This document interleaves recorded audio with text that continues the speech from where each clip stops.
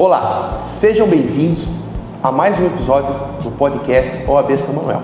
E hoje temos a honra de receber a doutora Rita Barbuy, professora, advogada, especialista na área criminal.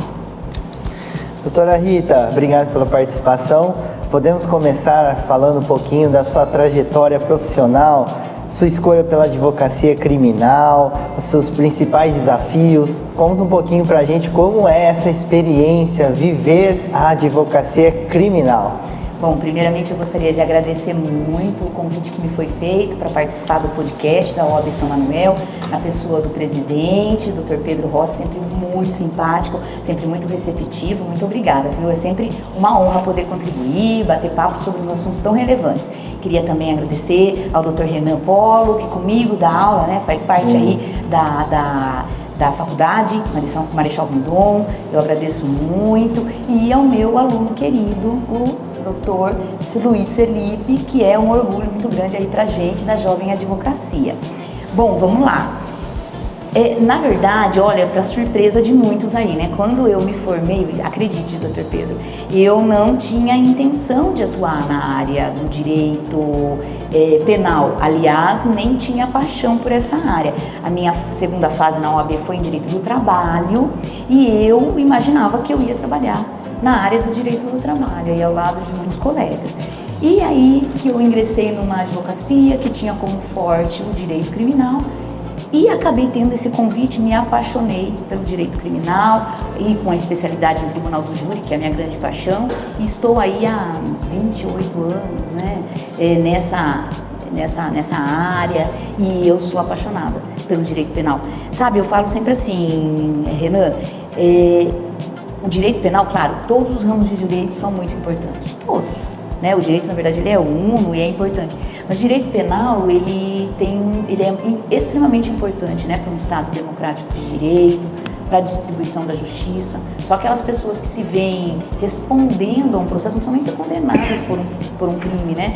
Só aquelas pessoas que se veem na iminência de suportar, né, o peso de uma pena, de uma sanção penal, sabem da importância de uma devida defesa, de uma justa aplicação da lei penal, da ampla defesa, do contraditório. Então a paixão aí, ela é muito grande pelo direito penal e a gente sempre torce aí, né, como profissional do direito, eu falo, para que outros colegas, outros profissionais, outros advogados se apaixonem também pelo direito penal, né? E venham, todas as áreas são super importantes, todas, mas o direito penal, ela é importantíssima. Ao lado da vida, né, a ferramenta mais importante que nós temos é a liberdade, né? Então é muito importante.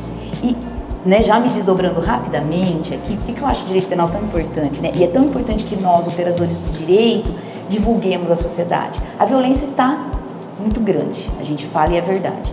E a população que não tem esse conhecimento, às vezes, Dr. Pedro, Renan, Luiz, eles acabam entendendo, olha, o direito penal vem para privilegiar ou para deixar impune aquelas pessoas que desrespeitam a lei. Ao contrário, ele vem aplicar uma pena, uma sanção. Só que isso tem que ser feito dentro de um Estado democrático de direito, com direitos e garantias fundamentais, para que a pena seja adequada, para que a condenação seja justa, se tiver que ser, e para que a absolvição ela seja necessária e justa, caso as provas não sejam suficientes, né? Então a minha paixão é enorme. E aí a gente foi para a área acadêmica também, que é um desdobramento tão legal aí também da advocacia, né? Sim, tem algum caso, alguma experiência que fez contribuir para a sua carreira profissional, para chegar, né, nesse mercado tão importante, né? Tem, olha, veja, o colega advogado que começa hoje, o Dr. Pedro sabe, como presidente da OAB, tem muito medo, né? Todos nós tivemos, né? E ainda temos o receio, muito colega, muito advogado, o mercado, mas sempre tem espaço. Cada um começa de uma forma. Ou eu começo sozinho lá no meu escritório, ou eu vou agregar uma sociedade com um colega, ou eu vou entrar já num grande escritório. Mas todo mundo tem uma dificuldade no início. E quando a gente e tem espaço para todo mundo, né? Isso que é importante falar, né? A concorrência tem que ser leal porque tem espaço para todo mundo, desde que nós nos dediquemos, nos especializemos, mas tem espaço para todo mundo. E quando eu comecei, não foi diferente. Eu não venho de uma família do campo jurídico, eu sempre quis advogar ir para a área acadêmica, né, que foi um desdobramento, eu sempre quis. Mas eu não me imaginava numa área criminal, eu não sabia nem por onde eu começaria. Então eu comecei num escritório, ali como uma estagiária, eu já saí da faculdade, prestei o exame da OAB e já passei, né? Aí eu fiquei com uma carteirinha, né? E ali é o que eu faço. E eu entrei e recebi o convite para começar a atuar no direito penal, né? Na área do direito penal. Foi um susto no primeiro momento, eu tinha um pouco de aversão, não entendia a importância, o espaço da área. E quando eu comecei a advogar e aceitei o desafio do direito penal, fui estudar, lógico, né? Fui entender. E aí eu tive uma audiência, o doutor, o Renan, e essa audiência foi um divisor de águas, assim, pra mim, tá? Porque era uma audiência que envolvia adolescentes de um ato infracional junto à Vara da Infância e Juventude no prédio antigo, né, do Fórum Antigo de Botucatu, né? Sem querer dar idades, mas isso já faz algum tempo, né? Sem querer entrar nesse mérito. E aí, eu fui tudo preparadinha, estudadinha, li o caso, mas quando eu cheguei e fui conversar eram 2 menores, né? A vítima era uma criança e 2 menores infratores de, 16 anos de idade. Esse menino, ele começa a me falar muita coisa. E eu acabo, meu Deus, qual é a minha função aqui? O que eu faço nessa situação? E aí eu percebi que foi com um estudo técnico, uma prova pericial, que nós conseguimos ali afastar o dolo, a intenção de agressão desses 2 adolescentes contra essa criança aí de uns 8 anos de idade, né? E eles foram absolvidos na situação justamente depois quando eu consegui entender a dinâmica do processo. Mas num primeiro momento o direito penal ele assusta, porque tem uma criança ali do outro lado e tem 2 adolescentes aqui e tem os pais de todos, então é muito aflitivo. Então ali na hora eu me senti, não vou deixar de falar, muito pequena, muito vulnerável, com uma responsabilidade muito grande, o que é justo aqui. E aí é que eu fui perceber que estudar, se aprimorar, como a questão pericial, como a questão técnica, ela pode ser um divisor de águas, né? Como a responsabilidade que está nas nossas mãos é enorme, né? E que bom que nós, profissionais, temos essa visão. É tão importante quando a gente vê um colega recém-formado, um colega que já está aí há um tempo, com gana naquele caso, seja na área trabalhista, civil, criminal. Que importante que é isso, né? Porque é muito sério, né, o que vem na nossa mão. E se a gente não se atenta a um detalhe, tal qual nesse caso, talvez eu pudesse não ter dado o melhor de mim. Então isso foi um choque. E eu tive um júri popular também, foi minha primeira participação no júri. Na época nós não tínhamos fórum, foi um júri muito delicado, de muita repercussão. Eu tive uma participação ali no início de assistente, né, com o Dr. José Roberto, a qual eu atuava na época, e foi um júri muito forte. Esse menino foi condenado, teve uma nulidade, nós anulamos, depois ele voltou, foi absolvido, e a gente percebeu também como que é importante continuar, né? Continuar se a gente acredita que aquela resposta não foi certa, mas aquilo me deu tipo uma tristeza. Nossa, puxa, não foi bem o trabalho, não deu certo. Essas inseguranças sempre vão acontecer, sempre. No começo faz parte, e aí a gente tem que lembrar. Ergue a cabeça e segue, faz seu melhor. O resultado não depende da gente, a gente não pode garantir, mas continuar no nosso trabalho. Então esses casos marcam, mas marcam para positivo, para a gente melhorar. Então a gente deixa sempre o recado, né? Não é porque o colega saiu de uma audiência e não deu certo, eu não dei o meu melhor. Não, é porque a gente depende de decisão de um juiz, de um promotor. Então às vezes aquela resposta não foi a positiva, continua. Por isso que tem recurso, tem duplo grau de jurisdição, por isso que a gente tem que continuar, né? E essas coisas vão nos fazendo evoluir.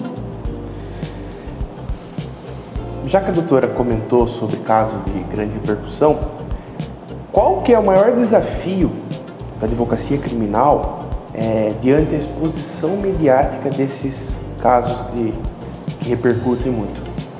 Olha, doutor, em especial a advocacia criminal, ela sofre muito com o pré-julgamento, né, com a exposição midiática. Não tem como dizer que quando um caso ganha repercussão nacional, municipal, ou seja, midiática, aquela situação e o trabalho da defesa não vai ser mais árduo e difícil. É óbvio, é próprio do ser humano pré-julgar, né, já ter uma decisão antecipada. Quantas vezes a gente não vê assim? Ah, mas aquela pessoa lá, você viu, o vizinho cometeu um estupro. Ah, isso aí tem que... Ixi, isso aí não tem... Mas espera, você nem sabe se foi ele, você nem sabe se a prova aponta a ele, você nem analisou. A gravidade do crime, a onda de violência, ela já pré-julga. Então o papel da defesa, ele é muito difícil. Nós já começamos perdendo. O jogo não está 0-0. Quando tem uma exposição midiática do torpedo, piorou. Porque aí as pessoas, os jurados, no caso, né, de um júri popular, crime doloso contra a vida, um homicídio, por um exemplo, quando tem exposição, aquelas 7 pessoas, elas não estão neutras. 7-0. Já é 7-0, porque eles não entraram em plenário e tomaram o corpo da situação e conheceram as provas ali, como é o normal que se aconteça. Eles já sentam ali, já assim, esse cara aí matou, né? Essa mulher matou. Nós temos casos recentes agora à exposição. O trabalho da defesa é muito difícil, é tirar um pré-julgamento, é demonstrar que aquilo não aconteceu, é tentar tirar todo aquele massacre midiático. É óbvio que é importante ter direito à informação, a mídia trabalhar, e aqui nós respeitamos muito o papel da imprensa e da mídia, e eu acho muito importante para evitar crimes, para levar a informação. Mas nós temos que ter cuidado com o pré-julgamento. Então, o nosso trabalho em casos assim, eles já partem da premissa que deixa eu tentar tirar aquilo que você já tem de ideia sobre esse caso. E complementando o que a doutora está falando, é a mais pura verdade. Eu fui funcionário público antes de ser advogado, antes de me formar, e a gente se inscreve no júri, primeiro, a maioria é tudo funcionário público, porque a gente quer a folga. A gente não, nenhum tá lá, nenhum tá lá. Sim. Porque quer fazer parte daquilo, tá lá para tentar a dispensa do dia. Sim. Então fica lá torcendo para que ou a defesa ou a acusação fale, eu não quero ele, dispensa, vai embora para casa. Segundo, a maioria, 90% dos jurados, na hora que chegam ali, começam a conversar e já falam, quem que a gente vai condenar hoje? Então é realmente um trabalho muito difícil. A defesa não entra em posição de igualdade. Sabe qual é uma crítica minha também? É que eu vou falar um ponto que parece não ter importância, mas tem muita discussão sobre isso, não é uma questão minha, né?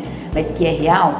Vocês já viram como funciona, né? A maioria, eu falo quase esmagadora, da disposição de um tribunal do júri, né? Então nós temos o juiz aqui, o Ministério Público ao lado do juiz, e a defesa, normalmente, abaixo, cada plenário, né, tem, de uma forma, mas colocado em uma outra posição.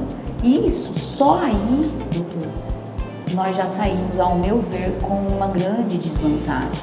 Embora isso seja uma questão de disposição. Mas, às vezes, ao olho daquele leigo, poxa, a justiça está ali. Né, o promotor está ao lado da impressão que é o braço direito do juiz, né? Está me representando. Então, é claro que essa disposição tem tudo a ver com o Estado e o acusado, com a sua defesa, mas isso, às vezes, também impressiona. Então, também é um papel nosso desmistificar isso. O promotor representa a sociedade, não é buscando a acusação, é promotor de acusação, é promotor de justiça. Então eu sempre começo dizendo, promotor, ele não veio aqui para condenar, ele não precisa sempre pedir a condenação, ele tem que promover justiça. Então hoje aqui seria mais leal vir buscar uma absolvição, em consagração à dúvida favorecendo o acusado, em dúvida para o réu. Tem promotores que agem assim, tem promotores que não, como tem bons advogados, bons promotores, bons juízes, enfim, né? Mas o nosso trabalho já começa difícil por aí. É colocar que nós não estamos ao lado do crime, que nós estamos ao lado da efetiva distribuição da justiça. Tem colegas jovens que vão na área, que conversam com a gente, alunos que estão aí começando na área, eu acho sempre interessante essa nossa troca, e falam assim, mas é importante, mas eu não estou do lado do crime, eu não estou do lado do crime. Eu não vou ajudar a aumentar e fomentar o crime, não. Você não defende um estupro, você não defende um homicídio. Nós não compactuamos, o bom profissional não compactua com o crime, nós não compactuar com uma organização criminosa, não é esse o nosso objetivo. Qual é o nosso objetivo? Fazer com que aquela lei seja aplicada, fazer com que tenha uma ampla defesa, um contraditório. E é importante que saia de nós, dos jovens advogados, de nós, isso à sociedade. desmistificar. O advogado não está lá para contribuir para o crime, porque infelizmente qualquer um de nós está sujeito em alguma oportunidade, se envolvendo um acidente de trânsito, por um exemplo, com uma vítima fatal, e nós vamos precisar de um advogado que atue na área criminal. E o que a gente quer? Que ele dê a gente uma efetiva distribuição, seja com uma absolvição, se for o caso, seja com uma condenação, se o caso, mas com uma pena justa e adequada. Nós não brigamos sempre pela absolvição, eu costumo dizer, mas por uma pena justa. Poxa vida, se é 2 anos, não é 3 e tá tudo bem. Um dia a mais pode valer a vida daquela pessoa, né? Então, assim, isso que é o importante. Nós brigamos pela justa distribuição da lei. Agora, se as nossas leis precisam de adequação ou não, aí já não compete a nós, né? Assim, é o Congresso Nacional, enfim, já é um outro problema, né? Podemos falar de casos de repercussão nacional? Vamos lá. Bom, eu acho que esse caso é muito importante a gente trazer, porque está fresco ainda na cabeça, né, da sociedade, que é o caso da jovem arremessada da ponte, doutora Rita, durante uma aventura, uma atividade, né, de lazer sem equipamentos de segurança. Não sei, poderia comentar uma possível implicação penal, o que isso pode, né, acarretar na questão da negligência, o descumprimento de protocolos de segurança. Responsabilidade dos organizadores. Sim. Olha, é uma situação tristíssima, né? Óbvio, né? Nós falamos fatalidade, mas é uma fatalidade que dava para ser evitada. Óbvio, né? Não é um acaso, não é um caso fortuito, uma força maior. Sempre que a gente comenta assim, doutor, de situações em andamento, é lógico que a gente sempre tem que deixar pautado assim, sem pré-julgamento, e a gente só está falando também com aquilo que nós temos na imprensa. Então, assim, é importante dizer que não é um parecer, é um parecer aquilo que nós temos de informação. Tudo pode mudar. Por exemplo, do que eu falar hoje aqui, ao meu ver, é analisando o que a imprensa está nos trazendo. Amanhã podem surgir novas provas que mudem totalmente, né? Nós temos uma análise rasa aqui, mas do que veio até nós, por um exemplo dessa situação trágica, eu não vejo isso como uma fatalidade. Nós falamos fatalidade porque é uma tristeza, uma jovem perder a vida numa situação dessa, mas eu não vejo esse fato como uma fatalidade, eu vejo esse fato como um crime. Eu vejo como um crime, porque não foi um caso fortuito, uma força maior, algo que não dava para ser evitado e que só tem desdobramento na esfera civil, uma indenização. Eu, ao meu modesto ver, eu vejo sim que nós falamos de um crime, mas de um crime na modalidade, ao meu ver, com as provas que nós temos ainda hoje, tá? Na modalidade culposa. A culpa, houve uma imprudência, uma falta de atenção, uma imperícia, quem sabe, ali no manuseio dos aparelhos, por uma falta, por um exemplo, de técnica ou de um curso adequado, porque é uma coisa muito séria, né? É um esporte de risco. Ah, mas por que o esporte é de risco? Então a pessoa que vai já está sujeita? Obviamente que não.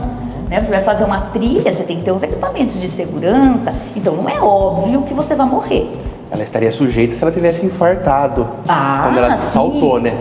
Não, é uma questão de força maior, é um caso fortuito. Naquele momento, né? Alguma coisa nesse sentido. Né? Agora, caso contrário, isso aí é um risco, claro, é um esporte de risco, mas que ela buscou o aparato, ela não se lançou sozinha dali, ela foi buscar uma equipe especializada. Então, para mim, as pessoas sempre é julgar, que óbvio que eles vão ter direito a um devido e justo processo legal, né? Eu vejo um crime com culpa, uma imperícia, uma imprudência, mas eu vejo um crime culposo. Ontem, inclusive, eu não vi os detalhes dessa notícia, mas um aluno me mandou, tá? Eu não cheguei a verificar que uma das organizadoras, eu não sei se essa informação, não cheguei a ter contato total com ela, mas que uma das organizadoras foi indiciada ontem desse evento, dessa empresa, por homicídio qualificado na modalidade dolosa, na visão do delegado de polícia, tá? Que entendeu, não sei, tá? Eu tô dizendo aqui para que isso tenha acontecido, talvez aí que ela tenha tido um dolo, não direto, né? Eu quero matar, mas eventual, assumir o risco. Ao não dar um curso, talvez seja nessa linha que o delegado indiciou essa notícia, a organizadora, tá? Eu, particularmente, exceto, eu não sei as provas que nós não estamos ainda sabendo, né? Mas eu vejo um crime, mas na modalidade, eu vejo crime sim, mas na modalidade culposa, que vai ter desdobramento na esfera civil, ao meu ver, né? De uma indenização, embora a vida não tenha preço, mas na justiça é assim que nós temos que sopesar. Mas eu vejo na modalidade culposa, não na modalidade dolosa com dolo eventual. Eu não acho que se assumir o risco, contudo eu não sei o que pode ter levado a essa responsabilização dessa organizadora nesses moldes. Eu não sei se alguma prova chegou até a autoridade policial, uma falta de um curso, uma falta de aparelhos, não sei, para levar um dolo eventual. Eu vejo um crime, em tese, na modalidade culposa. E só aproveitando, né, para a gente também trazer um aprendizado, explica pra gente um pouquinho, né, o que é dolo na modalidade culposa, pra gente conseguir... Sim, a gente fala... Verdade, né? Nós aqui do direito sabemos, né? Não, verdade. E a gente apanha para descobrir no começo. Vamos lá. E tem muitas questões, principalmente no direito penal, muitas explicações. Vamos lá. Quando a gente fala em dolo, né, a gente fala em intenção.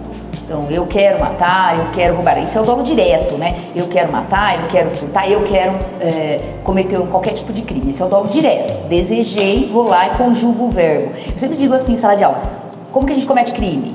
Conjugando um verbo. Eu mato, eu constranjo, eu subtraio. Você conjugou aquele verbo desejando, em tese você cometeu, em tese, né? Porque tem que ter todos os elementos lá, você cometeu um crime. Mas existe o crime com dolo eventual, que é o que talvez, eu não vejo dolo direto nesse caso, mas que talvez levou o delegado nesse caso da moça. O que é o dolo eventual? Eu quero.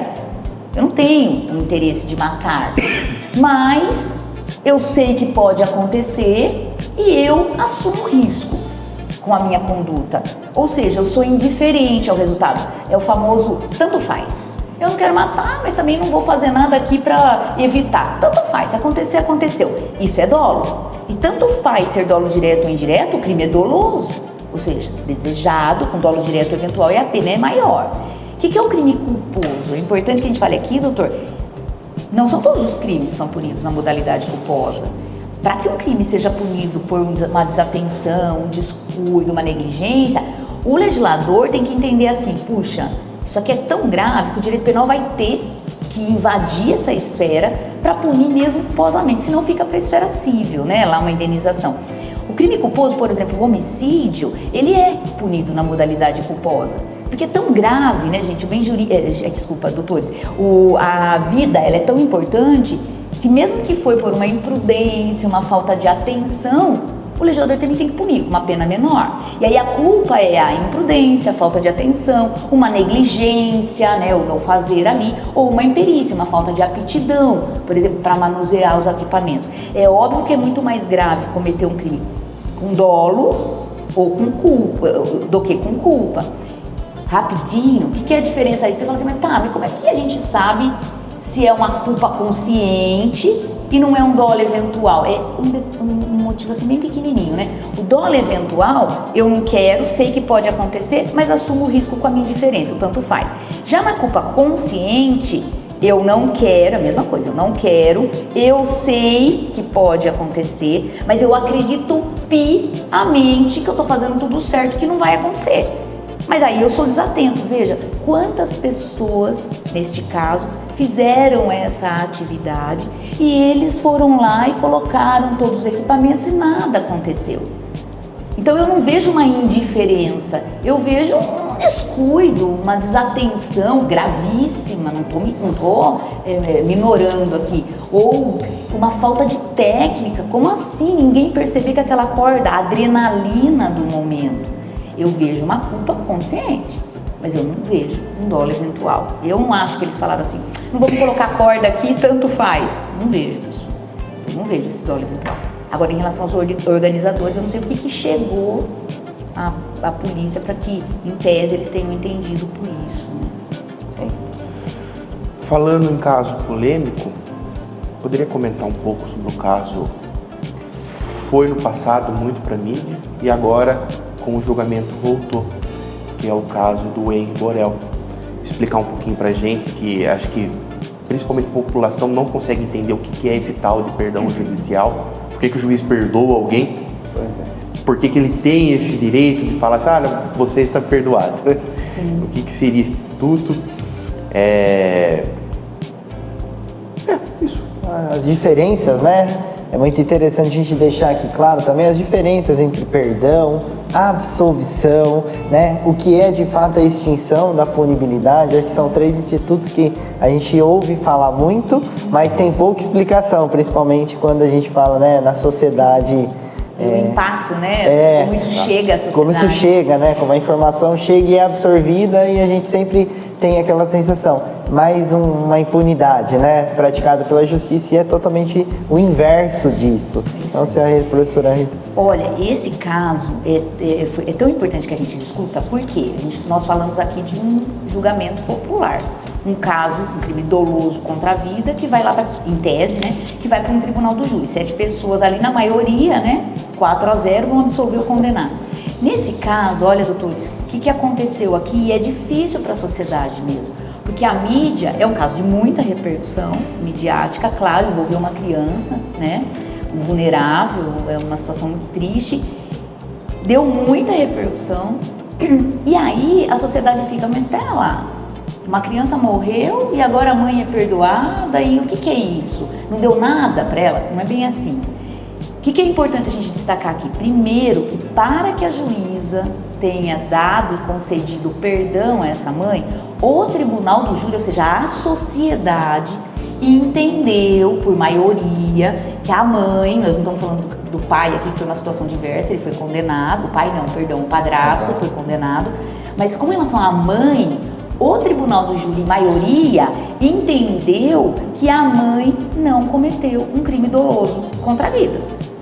O tribunal entendeu que ali se tratou de um homicídio, em tese, no máximo, culposo. A mãe foi imprudente, a mãe teve desatenção aos cuidados que deveria ter dado ao filho. Os jurados, por algum motivo, de todas as provas que foram trazidas pela defesa e pela acusação, na hora de lá na sala secreta, né, do sim e do não, eles entenderam o quê? Olha, a mãe, porque a votação é distinta, não teve dolo, não teve intenção. Nem dolo direto em matar, quero matar meu filho, e nem eventual, eu sei que ele pode morrer, mas tanto faz, se matar, matou. Eles entenderam que ela agiu aí no máximo culposamente. Foi imprudente, foi desatenta, não exerceu bem o papel de mãe. Como não é um crime de competência do tribunal do júri, em relação a Muniz e Medeiros, encerra a competência do tribunal do júri. O tribunal do júri não absolveu a Muniz e Medeiros.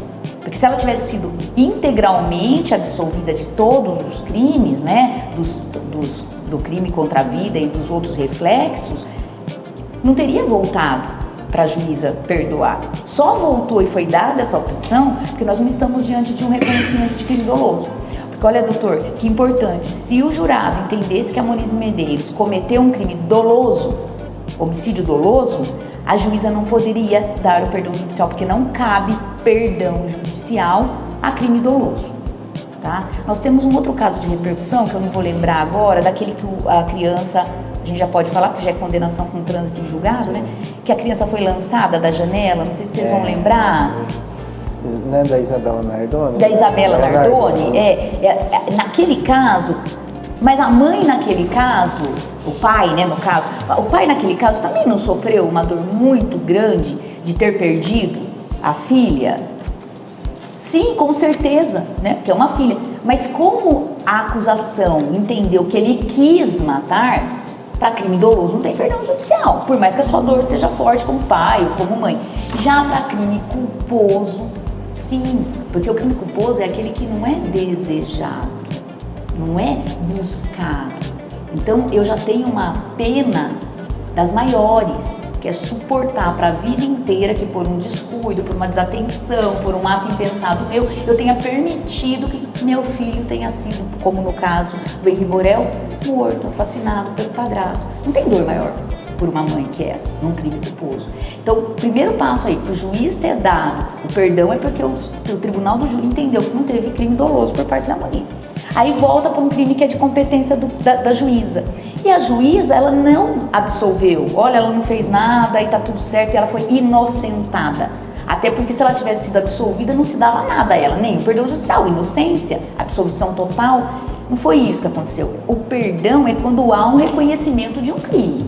Então eu reconheço o crime e no momento de eu aplicar a pena, a sanção penal, uma punição, eu falo assim, olha, qual o motivo? Porque a pena, e aqui eu faço um parênteses, ela tem finalidades, né?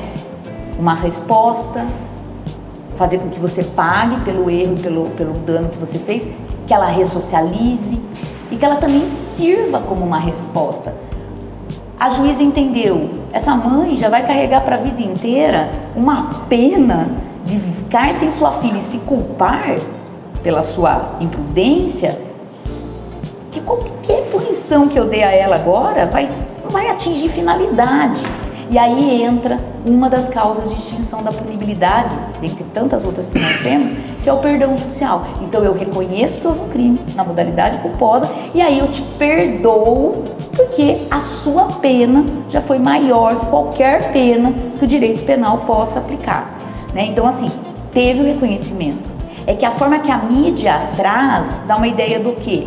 A juíza achou ela uma coitadinha, inocentou.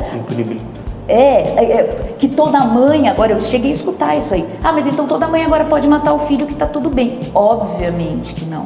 Até porque se ficar provado que a mãe matou o filho desejando ou assumindo o risco, ela não tem perdão judicial. Ela não queria esse resultado. Ela não queria, mas acabou anuindo de uma forma culposa. Ela deixou de fazer aquilo que compete a uma mãe nos cuidados. Mas ao entendimento dos jurados, não foi o desejo dela contribuir dolosamente com aquele crime. O Ministério Público está buscando a nulidade desse júri, né? Está recorrendo. Se esse júri for anulado, que aqui também é um parênteses, né? Devia ser em raríssimas exceções, porque nós temos a soberania dos jurados, né? Mas se isso acontecer e retornar, serão outros 7 jurados. E nós não sabemos se esse resultado vai ser mantido ou não. Até porque já foram todos envenenados pela mídia novamente, né? Um jurado, olha, doutor, o que o doutor passou é muito importante. Um jurado agora, vamos supor que esse júri seja anulado, tá? Se esse júri voltar, aí o papel da defesa, doutor, aí suportou todas a sociedade já está com a palavra impunidade na cabeça. Não, e a sociedade já volta assim, se o tribunal, olha o pensamento. Falou que eles estão errados? Que os jurados errados, eu vou errar de novo? Pra vocês terem ideia, sem entrar no caso, claro, mesmo sendo público, né, tem uma questão ética aqui, eu tenho um júri, 2022, 23, eu fiz o júri, o cidadão, não era nem minha tese principal a absolvição, tá? Minha tese principal era uma violenta emoção aqui, tirar as qualificadoras, mas foi um júri que acabou com uma absolvição. Mas não teve nenhuma nulidade, nenhuma regra foi ferida. Porque se tiver nulidade tem que anular mesmo, não teve, nada foi desrespeitado. E aí o promotor de justiça recorreu. E eu vou voltar para o júri agora, dia 23 de julho. Um júri muito delicado, na verdade. Vocês concordam que a missão da defesa agora triplicou? Porque eu já entro com o promotor dizendo, ó, o tribunal já entendeu que os jurados anteriores estavam errados de absolver, tá? Então, para a gente explicar que tem soberania, que o tribunal não estava ali, que quem decide é o povo, é difícil. O papel da defesa vai ficando cada vez mais difícil. Como também ficará nesse caso, se anulado for. Explica um pouquinho pra gente entender também que, principalmente em casos midiáticos, se vê muito assistente de acusação. Já não tem um promotor? O que seria? Por que tem que ter um assistente? Por que tem que ter um assistente ajudando ele lá? Olha, doutor, essa pergunta, doutor Pedro, ela é muito importante porque, às vezes, até os próprios colegas no direito penal falam, mas tem essa possibilidade? Eu atuo demais como assistente de acusação, principalmente em crime de violência sexual. Todos cabem, tá? Assistência de acusação. Mas principalmente em crime de violência sexual e em crime de estupro e etc. E em crime de violência doméstica contra a mulher. Atuo na defesa daquela pessoa que está sendo acusada e entende que não deve, né, não cometeu aquele fato para provar a inocência ou ter uma pena adequada, mas eu também atuo muito como assistente de acusação. O que é o assistente de acusação? Que o advogado atua tanto. E cada vez a gente vê mais forte, ainda muito pouco, viu? Muito tímido, inclusive às vezes com dificuldade de aceitar. Vou fazer um juiz em Piracicaba, representando os interesses da vítima, um homicídio qualificado muito grave que aconteceu em Piracicaba num hotel, né? E nós fomos assistentes de acusação, agora, no mês passado. Naquele caso, eu estava em plenário do júri, ao lado do promotor de justiça, pleiteando a acusação, a condenação daquele acusado, que eu entendia que ali efetivamente a acusação se fazia necessária. E quando nós chegamos, nós não tínhamos lugar para nós sentarmos. Olha a situação. Tinha lugar para a defesa, tinha lugar para o promotor, o juiz, e nós chegamos. Mas vocês precisam ficar aqui? É óbvio. Nós vamos atuar. Foi uma correria para que nós tivéssemos ali a nossa mesa, o nosso espaço para trabalhar. E as pessoas, nossa, a gente não vê assistente de acusação. E tem que ter, tanto de tribunal do júri como comum. Porque a vítima se sente muito vulnerável. E veja, é um assistir, é um auxiliar à acusação. O Ministério Público é imprescindível nos crimes de ação incondicionada. O advogado não está lá para substituir nos crimes de ação pública o promotor, mas para auxiliar mesmo, assistir, ajudar.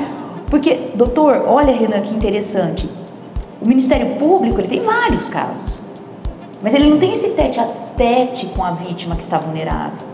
Às vezes a vítima senta na nossa frente, no escritório, e aí ela começa a chorar, e aí ela começa a falar, olha, eu vou ter uma audiência, eu sou vítima, eu tenho necessidade de ter um advogado? Nossa resposta sempre, não.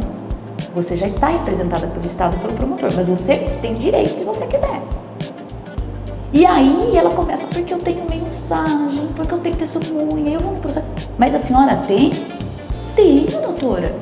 Tá, peraí, traz isso pra mim.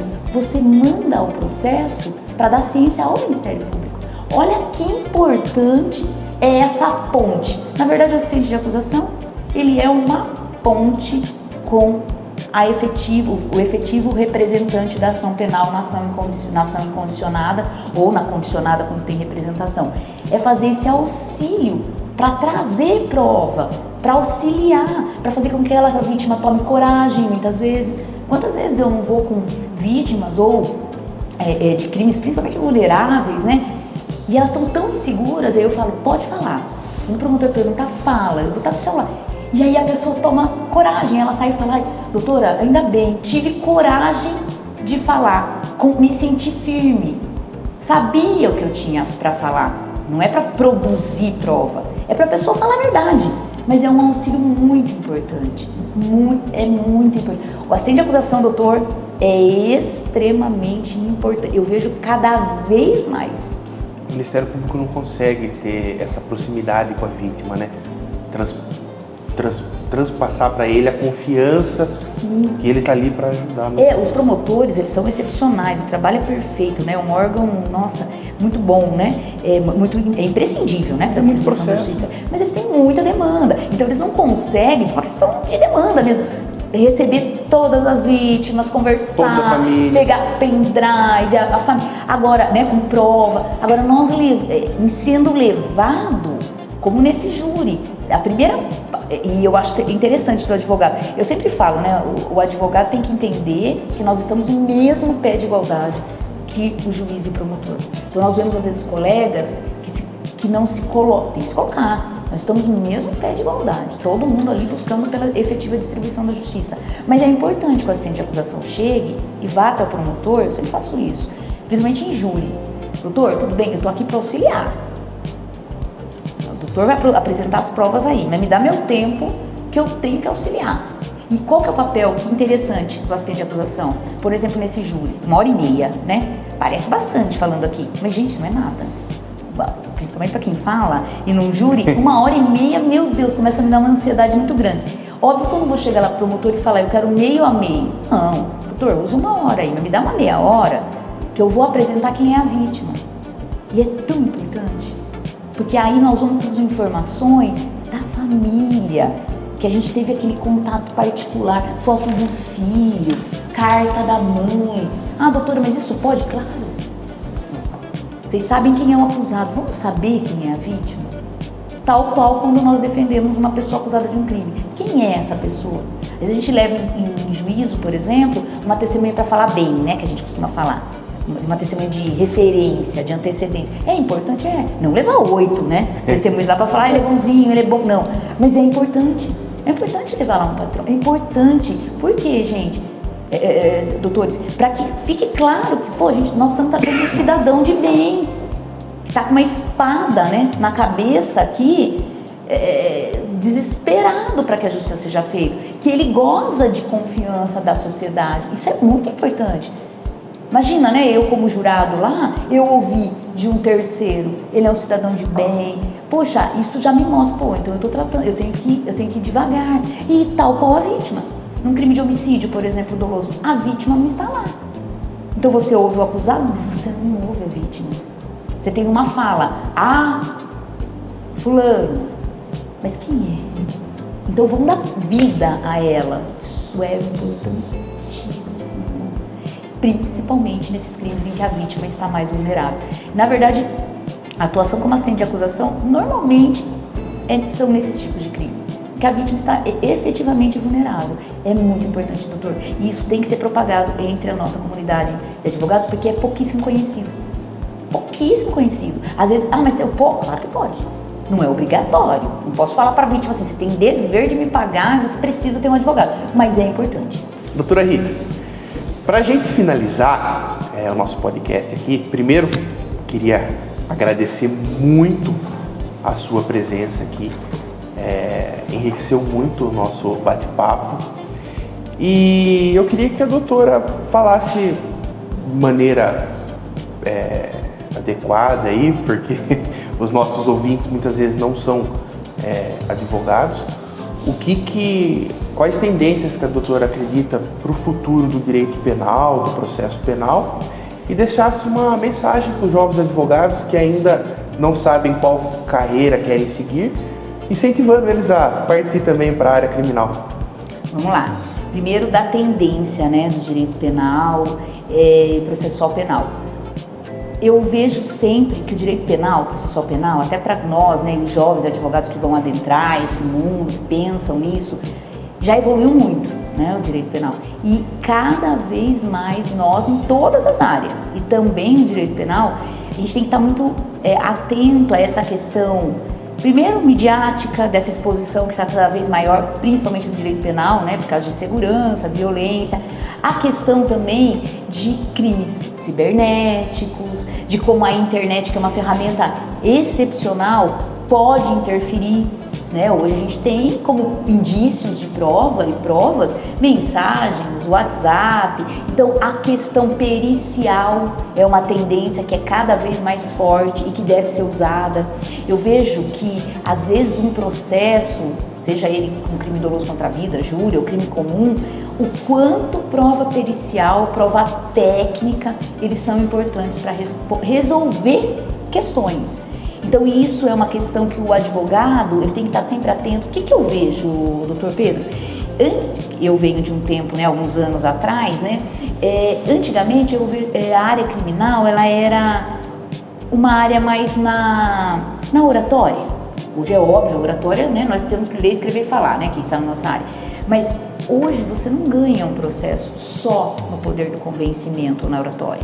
Antes era mais primário, era mais leve, era na oratória, no convencimento.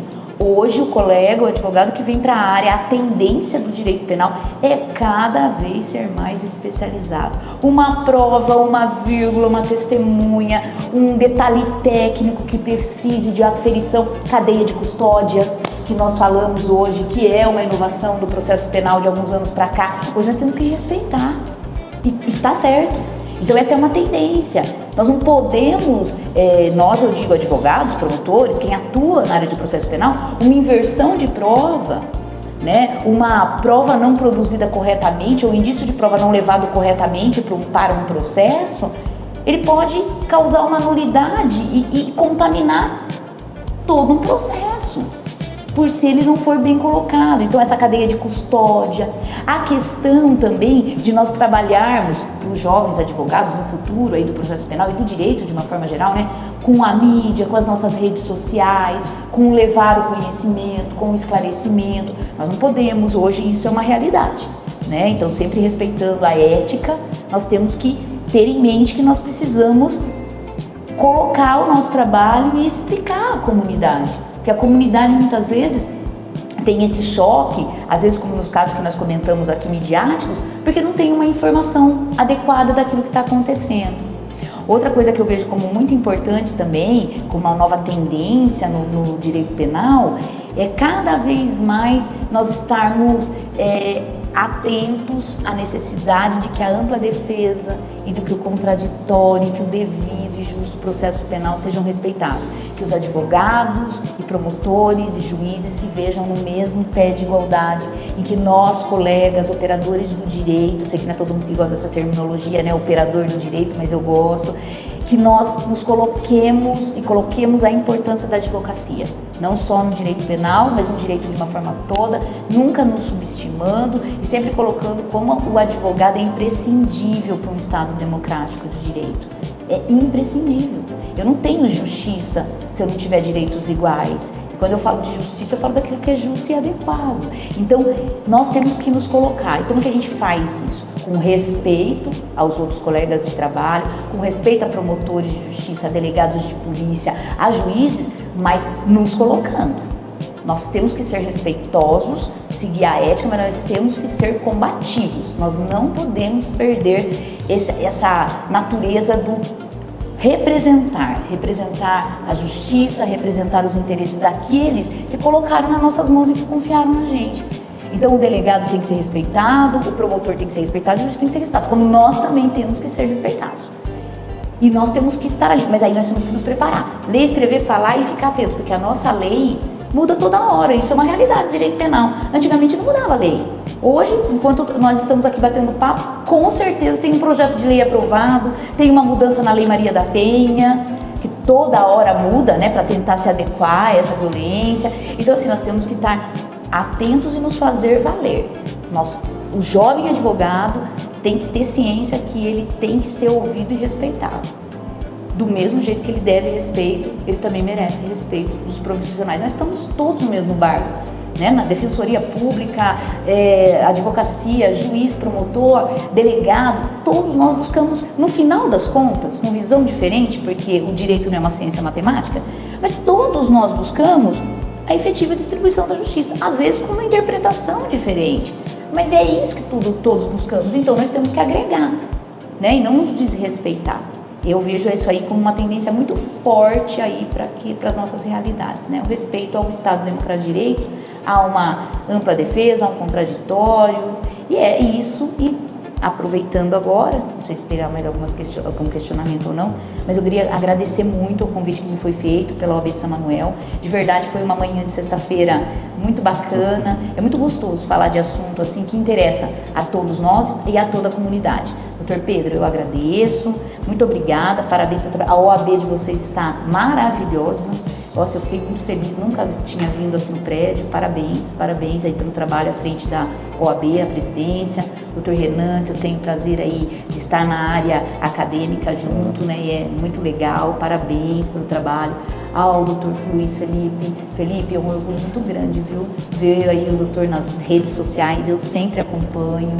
Parabéns, nós ficamos super felizes de ver aí os nossos alunos, os jovens advogados brilhando, isso é um sucesso. E posso só a última coisa, eu sempre falo isso, né, eu não sou muito voltada, a gente sempre fica na correria, né, as questões da OAB, mas da nossa classe, propriamente dito, deveria ser mais, mas a nossa classe tem que se unir mais, eu acho sempre, doutor. Eu sempre falo, assim, quando eu estou conversando aí com colegas, nós temos que ser uma classe mais unida, unir em busca dos nossos direitos e um ajudar o outro. O ideal nosso é sempre aumentar a sensação de pertencimento do colega à classe. Isso. Então a gente sempre tenta trazer cada vez mais os advogados para dentro da OAB. Isso. E essa atitude agora que a gente está tendo aqui, que vocês estão tendo, né, e que a gente está participando, é uma prova de que o quão isso é buscado por vocês e o quanto isso é necessário. Nós temos que nos unir. Atitudes como essa unem a classe, né? Um ajudando com o outro, tem espaço para todo mundo.